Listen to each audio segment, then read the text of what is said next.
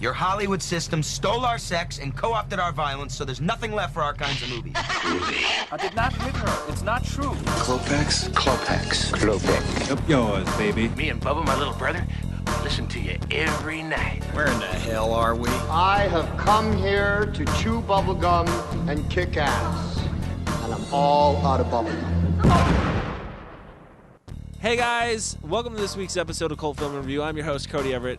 This week we're talking about Mark Lester's Class of 1999. It was a sequel to his movie Class of 1984.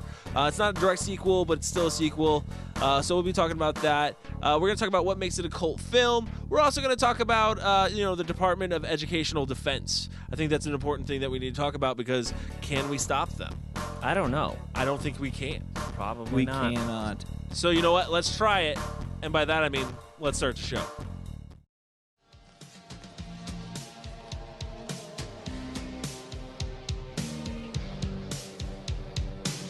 I feel the shadows on me now, with so much more to say.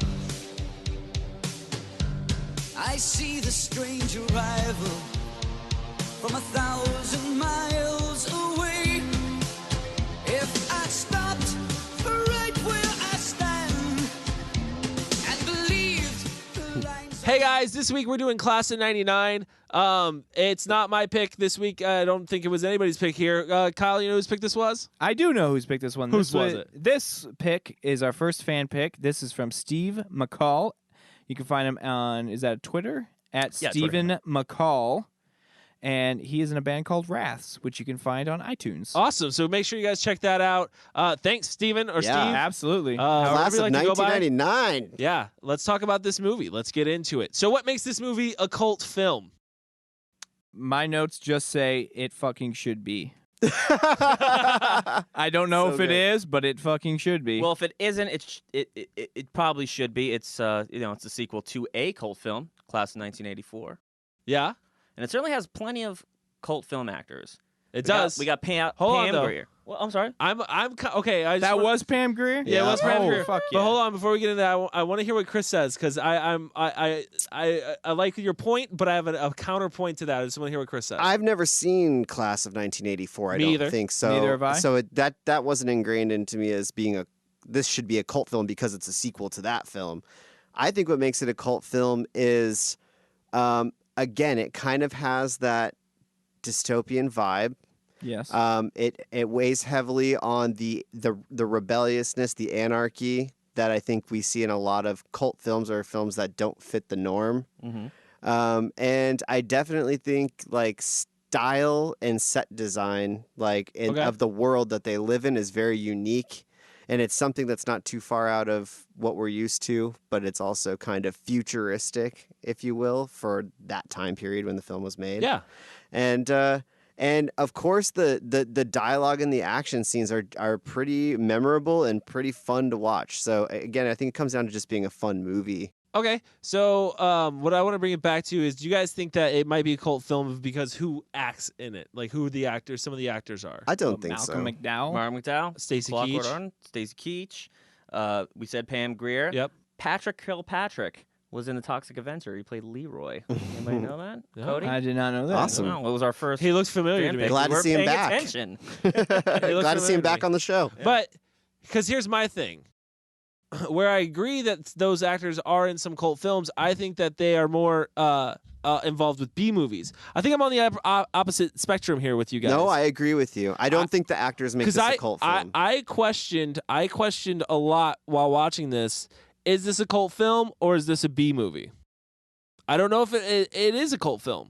That I think pretty much sums up my notes, because while watching the movie, I kept looking at that question, and I couldn't actually say yes, it is a cult film or not. But does it have the right amount of ingredients to become a cult film? I think so. I think this could generate a cult following later on down the road. But is it one right now? Maybe. Can not. I get? Are you saying that the actors were not known for cult films? But No, I'm saying- he's saying the okay. actors do not make it Right. a cult Yeah. film. Now here's my question. I think the actors make it a B movie. Do you think he was trying to make it a cult film No. Nobody by tries putting to those make types? But by No. putting those types of actors Nobody in there? tries to make a cult film. Yeah, I don't think very many nobody ever people- tries to make a cult film. Cult films come from. No, I agree with you, but I'm saying somebody that is like, well, I can make this a cult hit. Maybe I can I don't try think to so. capture I think what he thought was genre, and I think what he characters. thought is, hey, you know what? These actors are pretty cheap, They're not doing a lot and at they the time. they have some kind of notoriety. Like people know of Pam Grier, they course know they do. of Malcolm McDowell, so they will help make this movie more successful. What ends up happening, that's what the deciding factor if it's a cult film or not, is with the combination of those actors and the performances and the writing in the film and the sequences and the special effects, that's all going to end up factoring in. And then ultimately it's going to be the fans who decide whether or not this film will be remembered or not. Sorry, Chris, you had a question? No, I didn't realize like how much. No, go ahead. You had a question though? Yeah, Please stop holding back, I didn't Chris. realize how much Cody hold back on Cody the show. Culp, our lead actor. Yeah. How many films he has actually been in that Yeah. were amazing successful films. I knew when I was watching this, this guy's face looks familiar, and he kind of looks like a lot of younger actors from back in the 80s. I was going to say his face looks like a blend between Edward Furlong and Corey Feldman. So here's my thing though. Edward Feldman. Edward Feldman. Eddie Hudson. Here's my thing. Though. Bring him I kind of want back. to go back to what makes it a cult film real quick before we get into the cast, because I think what might make it a cult film for you guys right now is actually the time and setting. Because when this movie was made, you had like other gang violent movies coming out. There was kind of like the time where like gangs were very popular in the news. I feel like in schools and stuff like that, like more of like a hip hop kind of thing. In but 1989. yes, 89 and 90. Like, I guess I could see that. yeah, and they were depicting a future of I think of what was essentially based off of like Crips and Bloods in the early 90s. Right. Yeah. So I don't know if that again this doesn't necessarily mean that, but to today's audience, you're looking at like it's like, well, that didn't happen. Like, you know what I mean? So it's funny to see what they depict our future was at the time. Well, because it's the same thing. It's the same thing if you go back to the Warriors. What they're depicting is what the future would be like. Right. Really, but it didn't end up that way at all. You know what I mean? Yeah, no. That's what I'm saying. I think that's what can put this in the realm of a cult film is that you can look back at it and be like, oh, okay, that's kind of funny because they totally missed the mark. It's dated. wanna know I think it's dated. honestly, You want to know something that really literally on that dated. subject that I loved about how we got the future wrong is when the PE teacher guy, he opens up his mouth and he goes, 1 million megabytes. And I we're was like, oh, that's a terabyte. That's so cute. I have three. You of thought that three was of gonna those be a on my lot. desk. Right? No, So- I think ultimately what would make this a cult film, and hopefully what will turn into a cult film, is that this is a movie that I honestly can see myself like playing for people who come over. Really? Yeah, because it's just a really just out there film, Okay. and I think people would have fun if they're drunk. You know, if you guys are getting drunk, you want to just put some crazy movie on. This would be like one you could put on. There's a lot of action. I mean, there's it's a lot of easy to- action. There's a lot There's of a lot of one-liners. There's a lot of cheesiness to it, campiness that's happening. So I mean, I think ultimately that's what will be the reason it becomes a cult film. I mean, I think it does have a cult following right now. I mean, it's not large. I mean, we're not talking about as big as like a Big Trouble in Little China might have, but there's definitely fans of this movie. Like this I agree. movie is, especially I think somehow it falls into kind of more the sci-fi realm, I guess, because of the robots, or like the robotics.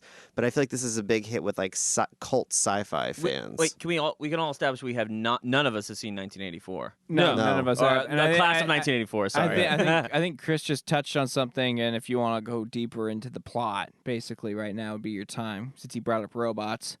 Oh yeah, so let's tell the plot. The plot of the movie basically is that America's fallen the crap in our sort of our school systems, and schools are kind of like war zones, and they bring in robot teachers to settle it down. It's basically like what's the Dangerous Minds meets Terminator meets RoboCop. Yeah, That's my actual description of this movie. Do you think they knew that the faculty was going to be made like 20 years from then, and then just copied do you it think the people? Do retroactively? you think the people? Do you think the people who watch Faculty copied this? yeah. Yes. I know. Definitely. All right, guys. So we'll Come on, talk Mike. more about Class of 1999 when we come back. Any student caught on school premises with an automatic weapon will be detained by school security and turned over to the proper authority.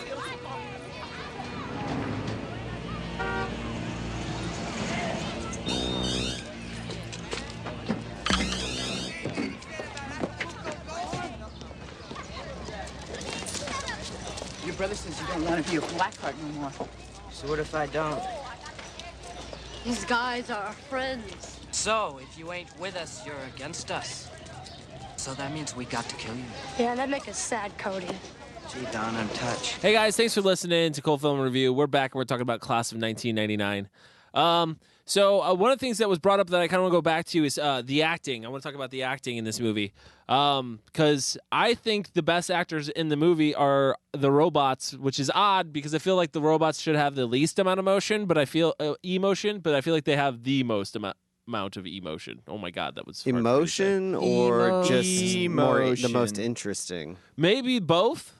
I think I actually made a note of that too when I was watching it, and I thought that while the teachers they're playing robots, which are very cold and one-sided characters, they actually had the most dynamic to their characters. Yes.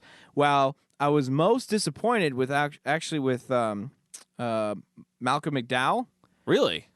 Because when you look at his performance in this compared to the stuff he's done before and all the stuff he's really well known for now, it's very dry, it's very boring, it's very phoned in.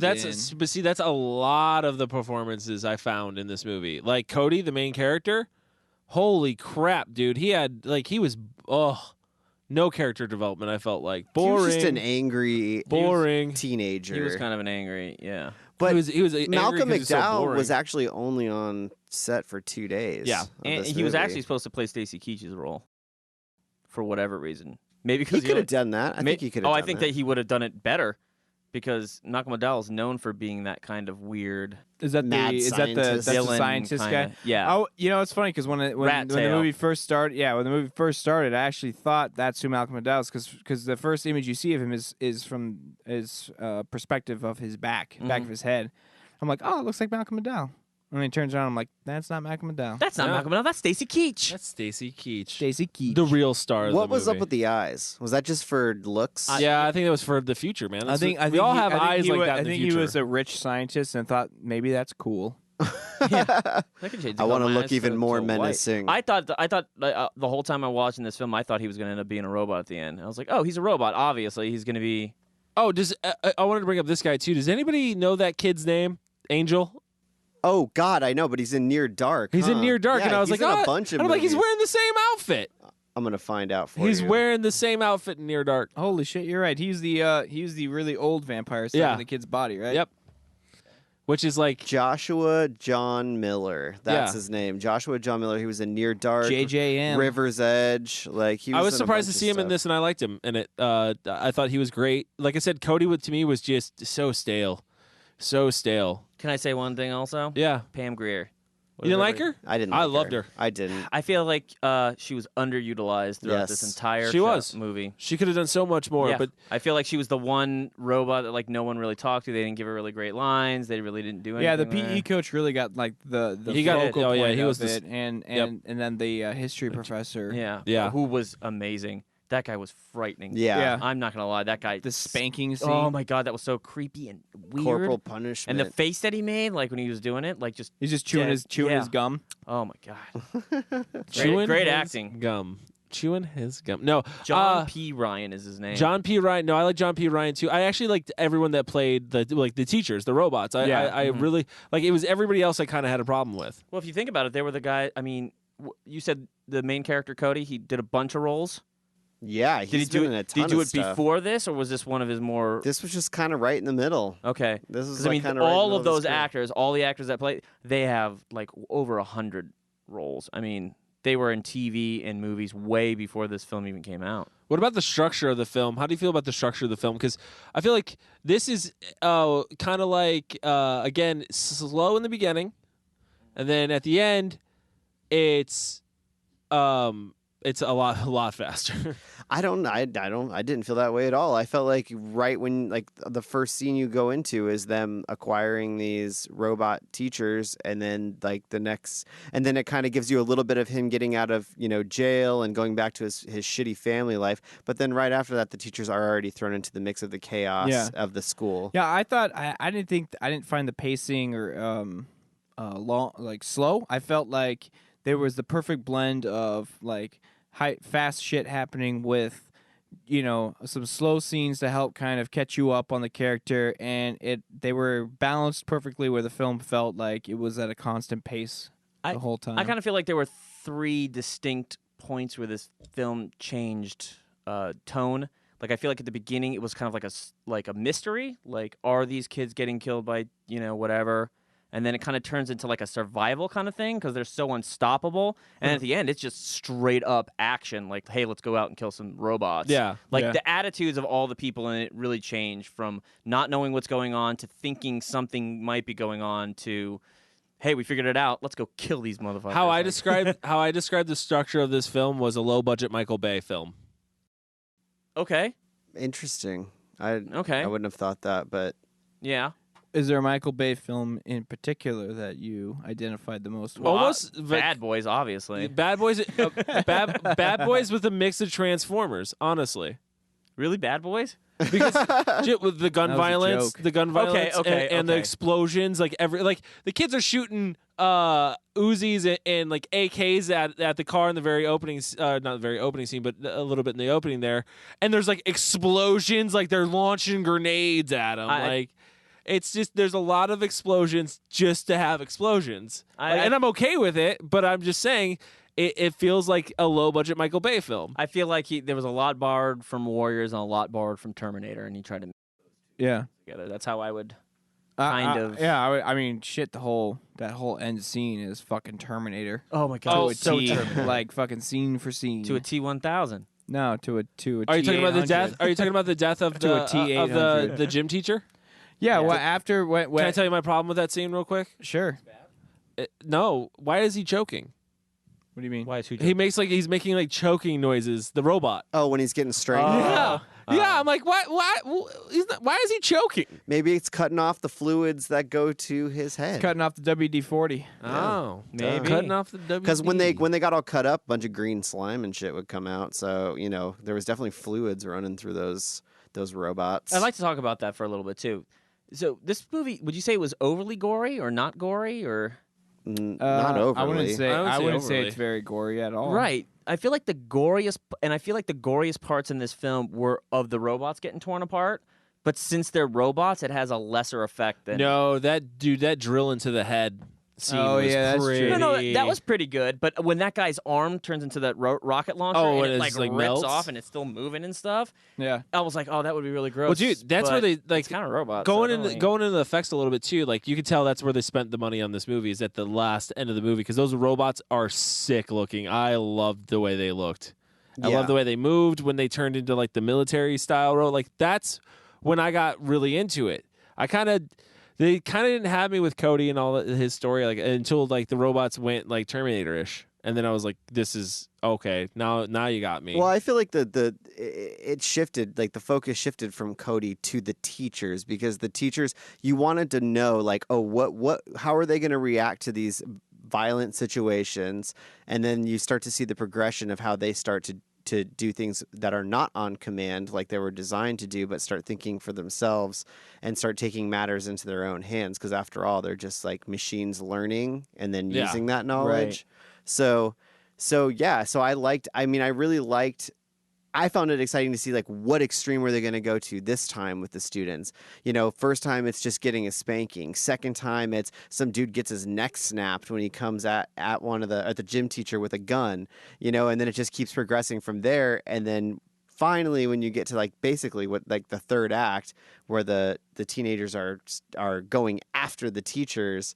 You're like ready, like you're ready for all that action. You're ready for all that so-called gore, and you know what I mean. It's just I loved that. I didn't think it had a problem there.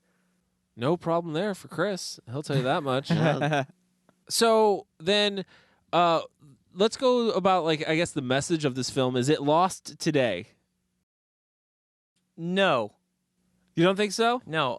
Here's what was the message of the film? I think that so it kind of has a feeling. It has that same feeling of the Warriors, right? Yeah. Like, I mean, to an extent. These kids aren't saints. They No. sell drugs, they kill each other, they rape in one scene, for Christ's sakes. And it's similar to the way it was in the Warriors as well. It's like no one was pretending like this gang of the Warriors were these really good kids and they had a heart of gold or anything. They were pretty bad people. But I think the overall message is, as much as this stuff is bad, you're going to root for these guys because the worst thing is living in a tyrannical government. That would be the worst thing. Okay. Because you are rooting for these kids at the end, regardless how bad they are, because the worst thing that could happen is them being forced to have to go to school. Or murdered. Or murdered, right. Or do you think it was more of one and the same? Or do you think, because I think there's a couple there, I think there's also like an AI warning. Oh, no, there is. There's subtext to this film, for sure, like about AI. And, well, yeah, that's definitely is more, I guess, more topical out of this film that you could pull off into today's issues. Is the issue of, giving robots or some kind of man-made object the ability to think and decision make on its own. But the only problem I have with that is Stacy Keach's character. Because it doesn't seem like he's just like, whoops, we made a mistake. He's just like, yes, he's the exactly evil one. what I wanted to happen. Yeah. I wanted these things to go nuts and start murdering kids. But that's the thing, though. I think he knew it was going to happen, too, because if you think about it, in the way that the story was told, like, the gym teacher, he has memories. What? He does? Yeah. What are you talking about? One of his lines is about him serving, and they were military robots before that, but they were supposed to be wiped clean. Oh, I didn't really catch that one. Yeah. I didn't catch that either. Yeah, so he's, I don't think the filmmaker caught that either. He talks about being in the service. I think they regressed back to their military programming at the end. Which is, but here's the thing I just don't understand. So they remember. The robots remember. Do they dream? They do. Chris, you had a question about the robots remembering. No, I don't think I did. Okay, go ahead. Why are you holding back? I thought Mike did. I had a statement I wanted to make. Go ahead, make the thing I still don't understand is what Stacy Keach's end game, Rat Tail's end game, was in all of this. That's what I couldn't figure out. To make money. It was money. He wanted to be a millionaire, He was going to make those billionaire. robots, send them all out to schools, and then when all the schools are straight, then, It's just so weird because all the other scientists are not for it. Was the government for this? Like, no, or did he just go rogue? He just went rogue. He went rogue. This is totally private, separate from government. Oh, it wasn't a government thing. No, it was a private I thought this corporation. was like somebody gave him a military contract. This is his company. Wait, his company was the and Department of Educational Defense, or was that part of the government? No. The Department of Educational Defense was the school system. Okay. His company created these robots via a government contract. That contract was up, I'm assuming. Gotcha. Okay. Or he was just trying to diversify and get his robots into more, you know what I mean? Get them into more sectors, basically. And so I don't think his end game really was anything more than he wanted to get him as many schools as possible and make as much money as possible. That was it. Listen. He did not give a shit about what the robots were actually doing, as long as he was making long as violence in that school went down by whatever means possible, it means he gets more contracts. Listen, Gotcha. Mike, Kyle could go all day to explain the economies of robots and robot sales, okay? We're not going to get into that. That's not what this podcast is about. It's something I know a lot about. He knows a lot about just that. sharing my knowledge. All right, guys, we're going to take a quick break, and when we come back, we're going to talk more about Class of 1999. We'll be right back.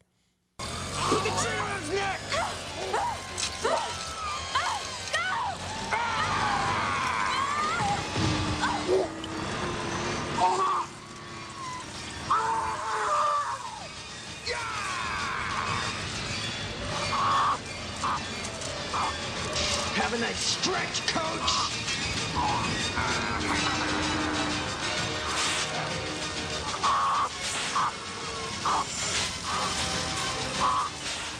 And we're back, and we're talking about Class of 1999. I wanted to talk about the sets a little bit.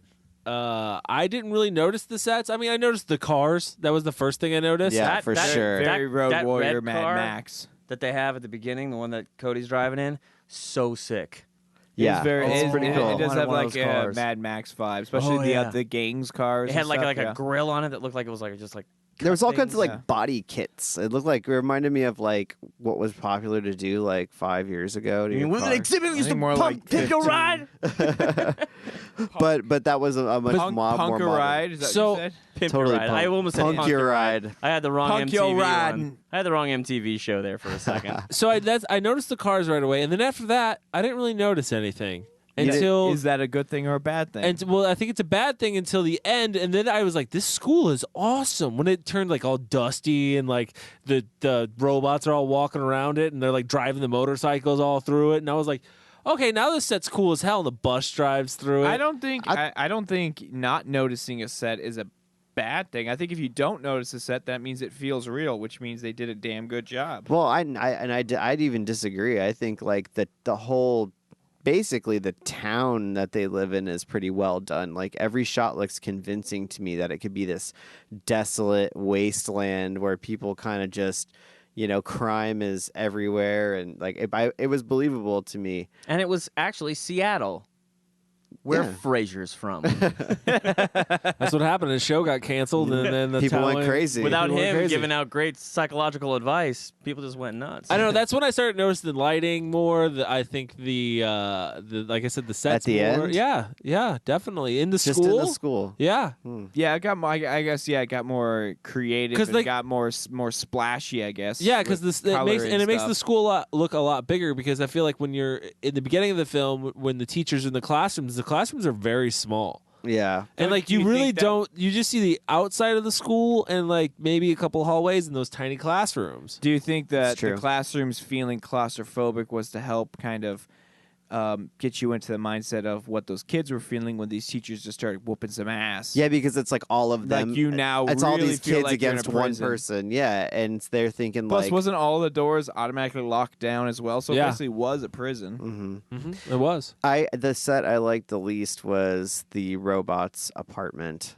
That scene for some It reason just looks like they bugs rented me. a room for a day. But you know what? I thought it fit perfectly because they does, were robots. but- It was sterile. It had no like real Yeah. furniture in it or like art. You know? I was waiting for a lot of WD-40. I was waiting for the girl to smash a bottle over Cody's head and throw him out a window. Watch him tumble down some hills. And then you realize this is not They Live. I did realize. And that. where was Meg Foster? Although why I did, wasn't she in this? I did catch a They Live vibe from the obey, learn, and what was the other? Respect, obey, and learn Yeah. on the sign. Yep. Did anyone I will else say catch there that? was some. I did not confluence. catch that. You did not catch that. I did not catch that. It's because you can't read. I did not catch that. That's what it is. Overall, yeah. I mean, another set that kind of bothered me was Yeah. the paintball course that they were all fighting on. Oh, the war right. zone.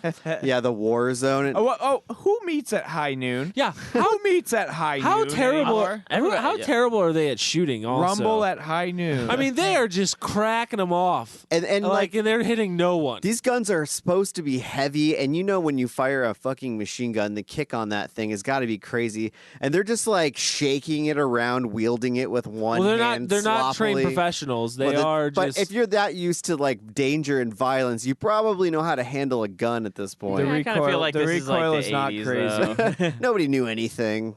The recoil Is it not? The Thank you. recoil is not Only crazy. gun user. I think I am the only. Thank you, Elver. Well, you certainly don't wave it around in the air and like sloppily. I mean, if I was in the middle of the desert and there's no one around for miles, I don't know. Maybe I will just for fun. But don't you not want to hit your own people? I mean, Yeah. you got to kind of aim, right? I don't think they were aiming at themselves.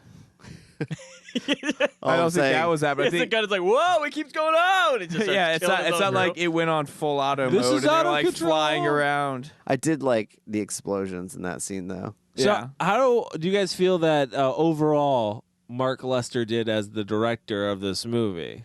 I liked it. I thought. What did I think? I don't know. I don't know. What What did Take I notes. think? Go to someone else. I'm trying to look at notes. I at the didn't same even time. call on you. Start over. So- Start over. Well, why did you call on me, Cody? Do over. No, but Please stop calling on me, Cody.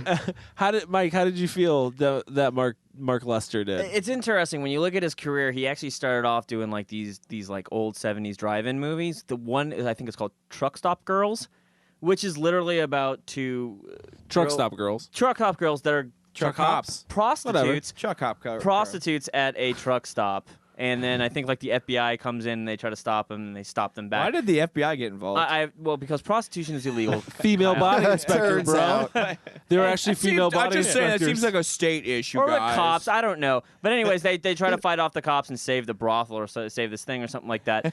But apparently the entire film, I mean, I've watched that movie now. I've never seen it, but apparently the women are nude throughout the entire thing. I definitely there were weird things I thought about. Did anybody thought it was weird that like when Pam Grier's chest come out, like there was a nip slip the entire time? it was kind of like how Wait, can we what? get? Yeah, her nipple was hanging out like the whole time. her nipple was hanging out like the whole time while her chest got. How did ripped you open. not notice that? Oh yeah, and I Do you swear look to God, at boobs, even robot boobs? the only impression I could do get, look at boobs, but the I only did not impression I notice could get a is nip I flip. feel like they said, "Hey Pam, hey, can you show your breasts like you have in some of your other films?" And she was like, "No, fuck you." And then they said, "Well, how can we do it?" I know. Let's get some prosthetic boobs and have her like, you know what I mean? Like it was a trick or something. Like Because it was all wide open, it. so like the nipple was Yeah. barely hanging out Why the side. was it even like that? I don't even understand why. They why she wanted had to do give you that because we Of love course Pam they Grier. did. Of course they and her did. boobs. But so they wanted to give you that, but in a clever way. I think they were trying to find, like you said, a way around clever it. and tricking to her out of her answer contract. Cody's question, the director did a great job because of Pam Grier's nip slip. No, what I'm saying is he comes from Great foresight. He came from a kind of like a sexual exploitative kind of background, and it kind of showed even in this film a little bit. Didn't he do Firestarter before But this no, though? before this, he did Commando And Firestarter. Yeah, And he did. He Firestarter. did. He didn't yeah. come from. He did some well-known films. But primarily, he's done action and like kind of like exploitative like. yeah, but you thing. told me during the break it was like his first few films. You can't say the guy does those films if not more than 50%. Oh, I think he was going for a commercial film on this. I think so too. I think he was, Definitely. But this is a big action film though as well. That's what I'm saying. That's feel why like I think he comes from a certain style, and that leaked into this film a little bit, or that he was trying to because make of the that film. supposed Pam Grier nip slip. I want to find out if that's actually in the movie because I don't think it's there. No, 3 people saying yes. I want to know if You there's have 2 saying yes. Is there nip slips in Firestarter? I No. Why would there be? It's a story about a little come on. girl. Well, What's wrong there's with probably you? nip slips in Poseidon Rex. I would imagine. Yeah. Maybe he's a fan. so he you hasn't know? I done don't much. know. He hasn't done much lately. Let's be honest about that. He has not. But no, He done- retired on this film. He's done shit, just not anything. He did that Showdown in most- Little Tokyo. That was another like. a nip slip filled film. He just A girl did comes out of a- Dragons of Camelot in 2014. Oh, duh. yeah. That was a fine film. No, so I think he gets his message gets lost in this, and he goes for more of the entertainment side of filmmaking. Yes, I think so. Rather than sticking to his guns of what he was trying to, because I think he touches a little bit in each area rather than tell a complete story. I agree, I feel you can see the most of that at the beginning of the film because once this guy gets out of prison, he's like, once he he comes home to his family, they're all fucking drug addicts. He can't fucking stand. He's like, what the hell's wrong with you guys? You guys are all losers. His school, like everybody's like fucking acting like idiots, and he's just like. And you can see he's just totally done with it, and he's over this way of life basically. But then that personality of him is quickly done, and then it switches to him being more fighting the teachers and That's then going into Emilio war. Estevez I in feel like- Repo Man. Is that what that sounds like to me? I feel like no. Why do you keep pushing Stop. that movie? I You're feel not going to win. God, You're not going to win. I feel like when he gets to the action, it turns into a full-on balls-to-the-walls action movie. yeah. This is how I feel about the film. I feel that this is kind of like what you said about Michael Bay. This is kind of like a Pearl Harbor. Like when Michael Bay tries to tackle something serious, but he just can't get past all the explosions and shitty love stories. Like, Yes. that's what I feel like Yes. this film kind of is. And what turns out is a beautiful mess. A beautiful mess. Oh, okay. A beautiful mess. A little A bit. beautiful mess. It's so They cheesy should change and the schlocky. title A beautiful mess. to a beautiful It's a mess. sequel to A Beautiful Mind. So you guys said that there was memorable lines, or at least a couple of. Oh you yeah, did. I wrote can them think down. of- Really? I can think I of wrote them 3. down. My favorite. Can I have can I 0. please take number 1? Please do. Please do. Do you trust him? Like I trust a vampire to give me a blowjob. Boom. Don't remember that line. I don't remember. Fantastic I really, line. And the repetitive one-liners after he kills each teacher. Ooh, that's the one I want to go with. Your history, when he kills the history teacher. Awesome. Guess I blew that course when he kills the science teacher by blowing her up with gas. And oh no, I'm sorry, that's she's toast. No, that's you what had that it one right. was. Oh no, you were right about You're the blow. right. Yeah, I blew that course. Looks like I blew that. When he, She's right when he toast. leaves out. Oh, he's like, what happened to her? She's toast. 2. You got 2 for Oh, her so on he did one. 2 for 1. He did 2 on that one. Amazing. I don't know if he had a one-liner for the coach. He did, and it was called "Have a nice stretch, coach." Oh, it 'Cause was he have a ripped nice stretch. His neck off with a chain. and choked him. He choked that robot. Cheesy, terrible one-liners. He choked that robot but this to is death. like exactly what 80s and like early I know, 90s action films did. It's charming. It's charming. Chris? I hate water. Or whatever he says. Yeah. Is Right that before the they crash it. Yeah, right. Yeah. As they're sailing through the air towards the water. He gets I one hate water. last line in before they crash into the water. Why does he hate water and then go jump into it purposely later when he blows up that little dock house? You know? Yeah. He complains Wow. about it and then he does it later. He purposely. Yeah, but he's the best looking effect in the movie. Yeah, at the end. The end when he's like half you robot, half mean human. the scene taken from Terminator? Yeah, it's amazing. I got a though. question for you, Kyle. Do they do it Right better down than to the Terminator? right down do to they the- do it better than right down to Terminator? the Yeah, foot no, that's what I'm drag. gonna ask. What do you think is better, Terminator or this? Terminator. That movie came out 5 years before this film came out. Yeah. And you still think Terminator is better? Terminator 2 The stop or motion this? is way better, I think. In Terminator? Yes. Oh, easily better. But that's Easily what you better. get. That's what you get for like But a hold on. bigger budget. This film was only had this. Hold on, I have the numbers. It's 6.2 for Terminator and like 5.1 for this film. yeah, but who was the It's only special one- effects 1 supervisor million. on Terminator? You're right. That's what you gotta look okay, at. I guess you're right on that one. So there you go. Look at who the special effects supervisor is, and then you'll know all the Because answers. apparently we didn't. None of us did. So. None of us. I didn't look it up. All right, let's rate this bad boy. Let's rate it with what do you guys want to rate this with? Black Hearts. Black Hearts for the gang. Black Hearts. Black That was the Hearts. gang that Cody was a part Yep. of, and his Angel was a part of. Angel got jumped in. He got jumped in because he's hard. he was so hard. His face was all bloody. Yeah, dude. I gotta say about this That kid movie, gets though. beat up in every movie. But he's also smoking in every movie, Which one? Are you which talking is about? really weird to me. He's always smoking cigarettes. He looks How like come he's he never like made 10. it like a Feldman? I think he was too unique looking. Yeah. Yeah, he kind of grew out of his cute stage probably. I will say something about this film. These kids live in a life of beatdowns. Every kid was like walking in bloody. Yeah. Like every kid looked like they just got their ass kicked. True. That's what it's like living in the free fire zone. That's what happens. So, Chris, what I want to know is how many Black Hearts would gonna- you give this film? I'm gonna give it 3.5. 3.5 Black Hearts. Yeah, I because I can't say that I like it more than They Live, and I gave They Live a 3.5. And I really enjoy the film. I think it's fun. I think the pacing goes by really fast for me, and I love the concept. And I feel like with this film I can just tune out and not really care so much. I'm a fan of the Terminator, so I saw a lot of that in this film, and I like the concept of the rebellious. I would even say in this film it was definitely again like the punk influence, rebellion, going into a school, 2 gangs joining up at the end to fight true evil. That had a good message, so I'm giving it 3.5. That's a good message. You know what I like to see? Gangs Togetherness. fighting fucking Togetherness. robots. Gangs I'm not gonna joining lie. together Joining to make, together. to make a mega gang. I would join up gangs if I had to fight teacher robots. He likes togetherness, and that's what's important. Just bring it all together, guys. Kyle, how many Black Hearts would you give this? I would give this 3 Black Hearts. Okay. It is an enjoyable film. It's not entirely deep in any particular way, and the pacing I think is right on for the film. There's enough action going on. There's some slow parts. It's a movie you could put on in the background and have going when you have people over or something. And anytime you look over at the screen, something fucking crazy or weird would probably be happening. So Generates conversation. absolutely, yeah. So I it's not the best movie ever, but I mean it's not bad. So I'm going to go next because I feel like we're going to save Mike 3 for last. Black Hearts. Thanks for breezing past my I think you already said You did. three. You did. Say You three. didn't recap though. Thanks for recapping, Sorry. Kyle.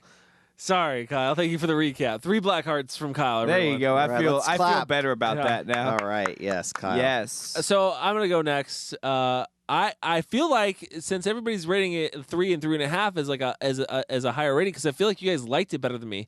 I'd have to give it 2.5 black hearts. Wow. Yeah, and I feel like it's You really down this movie. Yeah, I thought you were gonna go with a 1 or something. You went a full half Blackheart. Well, because it's watchable, but I don't think it's a cult film. I think it's a B movie at best. I think it's by describing it as a Michael Bay film with a smaller budget, it's not necessarily a good thing. Like, you know what I mean? The acting's not that great. It does feel like some people are phoning it in. Cody's character, the main character, barely develops. It's bad when cyborgs or robots are developing, have more character development than your main character. That's not a good sign. I think he had a message, but he didn't achieve telling it well. What he told well was action and special effects. That's what he told well, as I think, as a director. So that's why I'm giving it 2.5 black hearts. 2.5.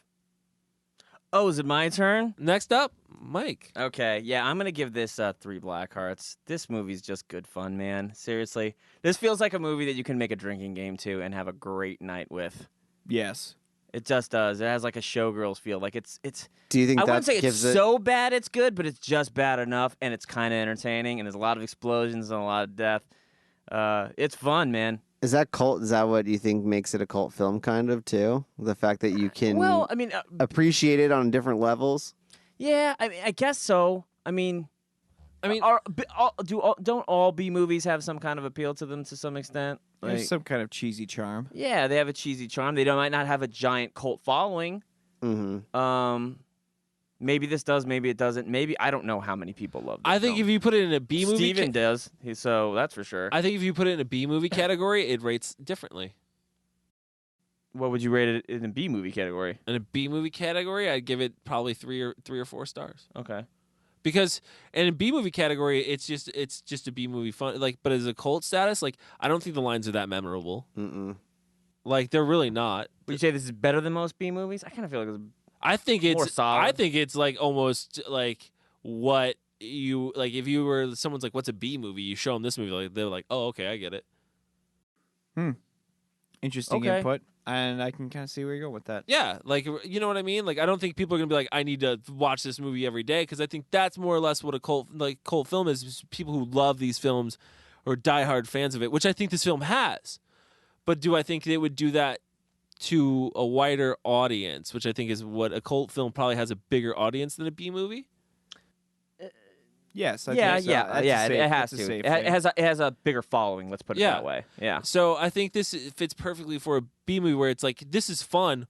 You watch this, but it's not like you're gonna be like, I need to go get a Class of '99 shirt and action figures, and I need, like, you know what I mean? It doesn't. I don't. I'd be surprised if they have figures. Yeah, I would not be surprised to see any of that. I wouldn't be surprised either, but I don't think it causes mass fandom.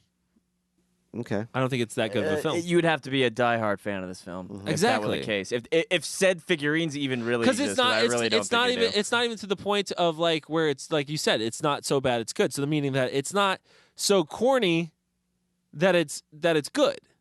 Does that make sense? Like to where you're laughing and all that stuff and you're having a good time. I think when the action happens in the last half of the film, it's a much better movie because that's what I think its purpose was to be an action film, sci-fi action film from the get-go. And when it got into that familiarity, then it turned into a good movie. I think leading up to that was just poor, but not poorly executed even though. Like it was just poor writing. And then when it got into the fun action B movie side of it, then it got good. It's a shame it doesn't have more following. I really wanted a Stacy Keach action figure with disposable rat tails. Stacey We can interchangeable rat tail. But that's my argument on it. So there you go, Steven. Hope you enjoyed the episode. I enjoyed the movie. Thanks for showing me it. That's the first time I watched it. I had a great time watching we it. appreciate it. Guys, if you have a pick, please let us know on social media somewhere. You can follow us on Twitter at @cultfilm_review. You can follow us on Facebook, Instagram. On Instagram, it's the same as the Twitter, @cultfilm_review. You can follow Mike on his blog, friendlyneighborhoodfilmmaking.com. right there. And at Mike Salustio at Twitter. there, that too. Yeah. So, like our pages, like us 5-star, rate us 5 stars on iTunes. That really helps us out. It lets people know more about us. Hopefully you enjoyed this show, and I can't wait for more of your picks to come in. Later, guys.